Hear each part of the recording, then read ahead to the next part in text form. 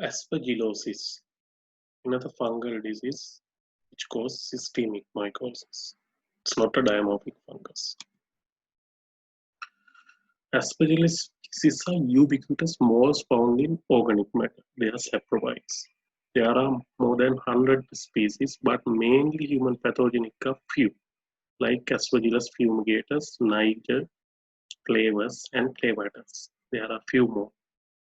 Usually mode of transmission is exposed to human via inhalation route. So lung is the primary pathogenic site.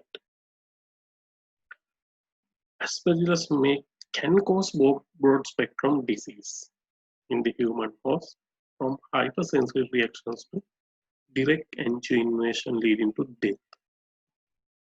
So inhalation of the Aspergillus spores leads to colonization in the nasal and pulmonary mucosa. In a normal host, even not asymptomatic, no sequelae. But in the cavitary lung disease patients, it's like cystic fibrosis, COPD, they develop aspergillomas. In the chronic lung diseases like bronchial asthma, again COPD, or patients with mild immunocompromised stage, they develop chronic necrotizing aspergillosis.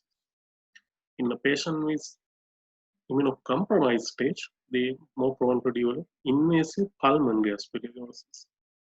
Those patients who have asthma, there is allergic bronchopulmonary aspergillosis. It's more towards hypersensitivity sequelae. So it was first we'll discuss about invasive pulmonary aspergillosis, IPA. It was first discussed or described in 1950s, 1953.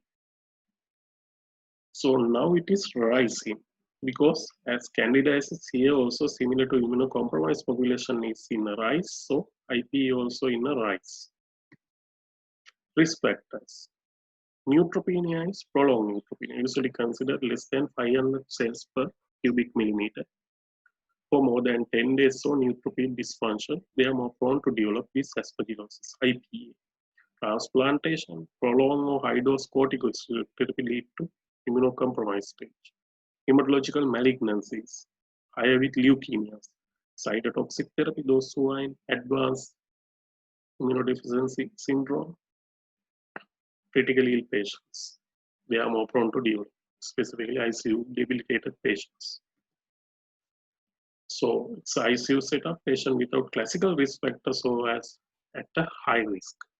Apart from that, those neutropenia, leukemia, hematopoietic stem cell transplant recipients, other than that, I said earlier, those with COPDs, chronic obstructive pulmonary disorder, systemic steroid therapy on follow, non-hematological malignancies, liver failure, diabetes, or extensive burns, they are at a high risk of acquiring IPA. Clinical manifestations present with symptoms that are usually non-specific and consistent with bronchopneumonia. Fever unresponsive to antibiotics, yes, obvious. Cough, sputum production, and dyspnea, pleuritic chest pain, hemoptysis. Aspergillus infection may also disseminate and spread hematogeneously to other organs, most commonly to the brain, lead to seizures, ring-enhancing lesions, cerebral infarctions, intracranial hemorrhages, meningitis, or even epidural abscess they can develop. Other organs such as skin, kidney, pleura, heart, liver also may be involved in the disseminated case.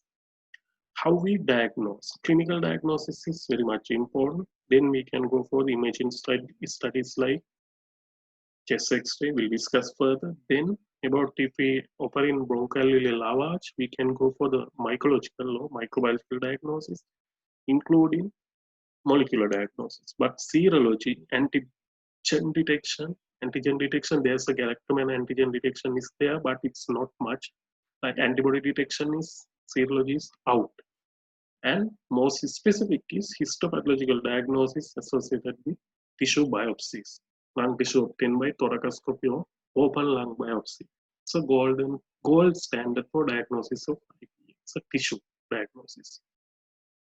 Or otherwise, sputum samples, we want to differentiate is it a colonizer or real pathogen. But if we obtain from or yield from the immunocompromised patient, we often think is with a symptomatic patient. If is the cause likewise. So this is a histology. Imaging study like high resolution computed tomography, HRCT, which is very much important.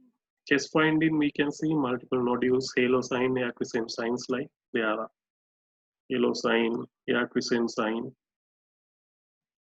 likewise nodule formation. This is the brain HRCT.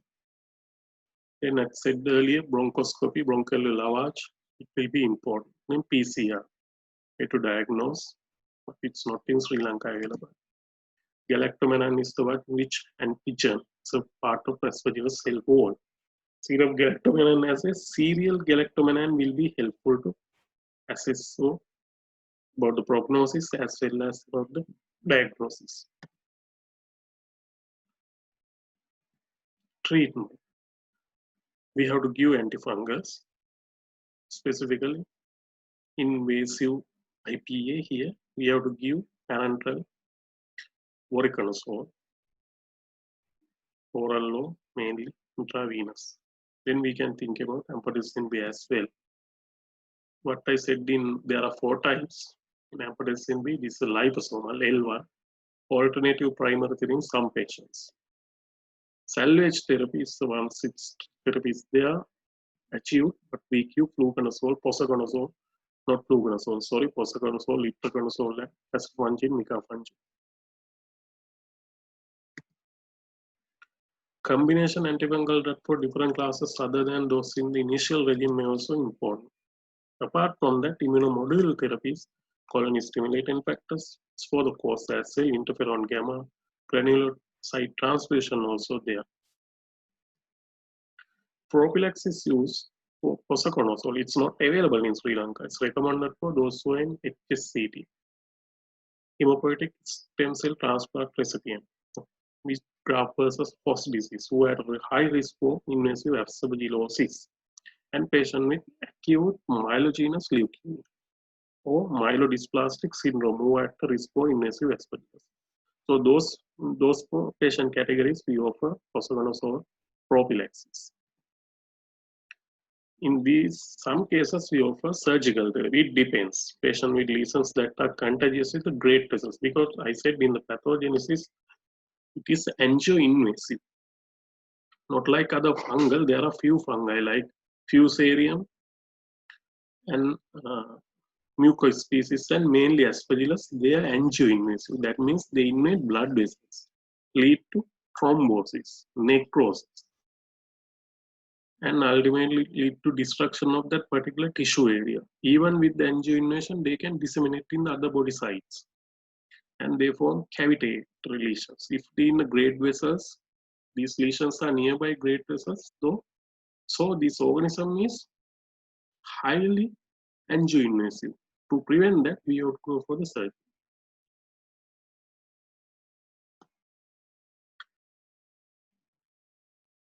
Aspergilloma is the most common and best recognized form of pulmonary involvement following Aspergillus.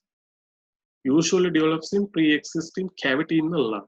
Aspergilloma is a ball, like fungal ball, with composed fungal hyphae and inflammatory cells, fibrin, mucus, and tissue debris. Most common organism recovered from this aspergilloma is Aspergillus fumigatus. Other fungi also coexist, Zygomycetes or Fusarium. So in the patients who are in cavitary lesions, may be complicated with aspergilloma like tuberculosis, sarcoidosis, bronchiectasis, bronchial cyst, bullae, ankylosing spondylitis, neoplasms, and pulmonary infections. Tuberculosis is the most commonly associated condition. Inadequate drain is thought to be, that's a pathogenesis is still not clear, but they think inadequate drainage is thought to facilitate the growth of Aspergillus on the wall of these cavities. Diagnosis, imaging studies, and suspicious chest radiography is demonstrated. Usually found in upper lobe mobile intracavitary mass with the acquiescence in periphery. Want to change in the position, we can change in the change in the ball position as well, fungal ball. When we have to radial appearance, need to differentiate from hematoma, neoplasm, abscess, hydatitis, granulosa, granulomatosis. Very much important. Treatment usually not offered unless becomes symptomatic. Usually hemoptysis is the symptom. Surgical resection of cavity or removal of the cavity fungal ball is usually indicated in patients who have recurrent hemoptysis. It is the definitive treatment. Bronchial artery embolization should be considered. It depends. Okay, who patients have life-threatening hemoptysis. And there are some administration of percutaneous CT-guided percutaneous amphotericin B injection to aspergilloma. But role of medical therapy is uncertain. Oral itraconazole can be used, but it's not usually given. Other entities, allergic bronchopulmonary aspergillosis. I said it's associated with hypersensitive reaction. So usually Aspergillus fumigatus is the victim pathogen. And thought there are several hypotheses: IgE mediated type 1 hypersensitivity or IgG mediated type 3 hypersensitivity reactions, and abnormal T lymphocyte cellular immune response all appear to play important role of the pathogenesis. So most significant finding in involvement of bronchi and bronchiosis, bronchocentric granuloma, mucoid infection likewise. It's mimic asthma one way.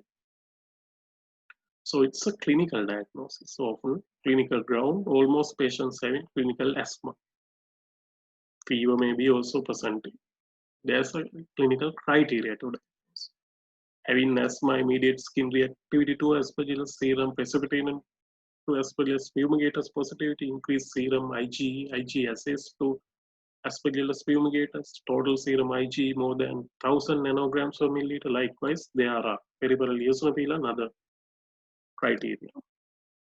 Diagnosis, it's mainly clinical, and lung pulmonary function tests can be done, and other serological tests also will be helpful. And bring signs and team lines, radiological signs, specific areas, so it's done. So that's how those things. And you have to know about Aspergillus fumigatus, Aspergillus teres, Aspergillus niger, Aspergillus flavus. So you better to know about this microscopic morphology, microscopic morphology in phyllites and diagrams. Color, usually niger is black.